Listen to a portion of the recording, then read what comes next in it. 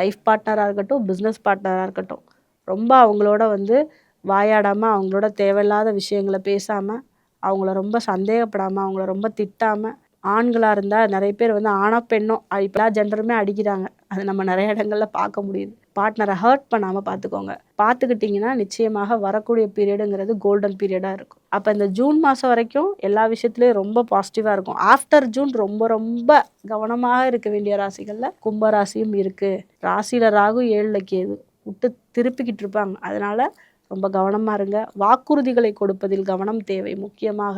அதே மாதிரி ஒரு இனம் புரியாத பயம் இருக்கும். செய்வன இருக்கான்னு கேட்குற ராசியில் இந்த கும்பம், சிம்மம், மீனம் இதெல்லாம் முதன்மை ராசியாக இருக்குது. எனக்கு யாராவது செஞ்சு வச்சிட்டாங்களாங்க, எனக்கு ரொம்ப பயமாக இருக்குது அப்படின்னு கேட்குறது. மகரம், கடகம் இதெல்லாம் வந்து பார்த்திங்கன்னா இப்போ கரண்ட் சினாரியோவில் எனக்கு யாரோ செஞ்சு வச்சிட்டாங்க, எனக்கு உடம்பெல்லாம் கட்டு போட்ட மாதிரி இருக்குது, எனக்கு டைட்டாக இருக்குது, என்னால் வந்து பெருசாக எதையுமே ஃபீல் பண்ண முடியல, ரொம்ப உடம்பு தொந்தரவாக இருக்குது அப்படின்னு சொல்கிற ராசிகளில் இவங்கெல்லாம் வர்றாங்க. அதில் கும்பராசி ஒன்றா வருது.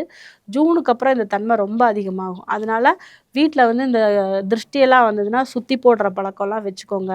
ஒரு வெளியில் எங்கேயாவது போயிட்டு வந்தீங்கன்னா காலை கழுவிட்டு உள்ளே வாங்க. வீட்டுக்குள்ளே வந்து ஒரு நல்ல ஒரு சூழ்நிலையை உருவாக்குங்க.